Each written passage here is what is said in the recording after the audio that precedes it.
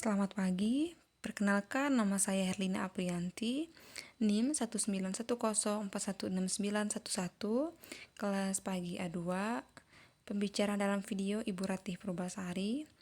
Baiklah, di sini saya akan membacakan hasil ringkasan saya dari video yang berjudul Mengenal Perilaku Organisasi. Pengertian organisasi. Organisasi merupakan suatu pola kerjasama antara orang yang terlibat dalam kegiatan-kegiatan yang saling berhubungan untuk mencapai tujuan tertentu. Wexley and Young dalam Qasim 1993 ayat 1.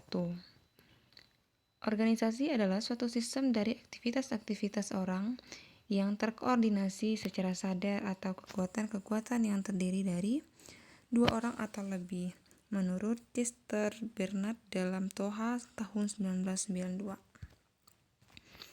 Pengertian perilaku organisasi.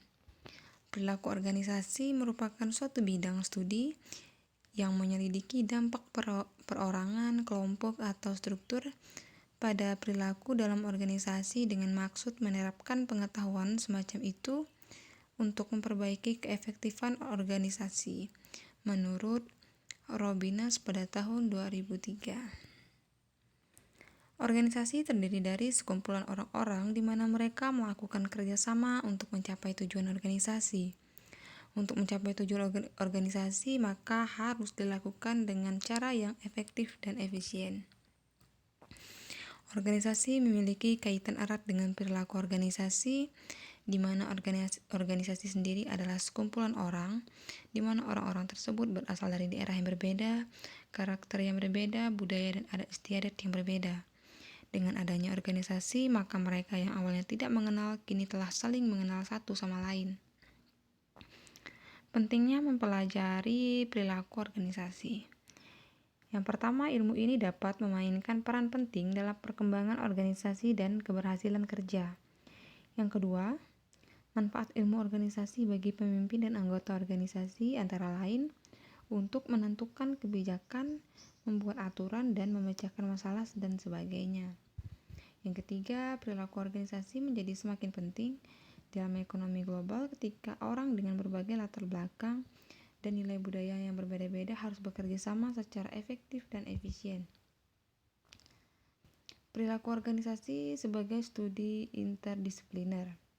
Yang pertama, psikologi, ilmu yang mencoba mempelajari, mengukur, menjelaskan, bahkan mengubah perilaku individu dalam kelompok. Yang kedua, sosiologi, ilmu ini mempelajari tentang sistem sosial di mana orang-orang memainkan peranannya dalam masyarakat.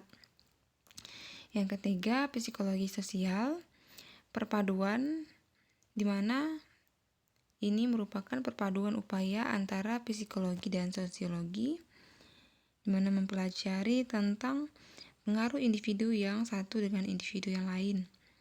Yang ketiga, antropologi, ilmu yang mempelajari hubungan-hubungan yang ada di masyarakat dan kegiatannya.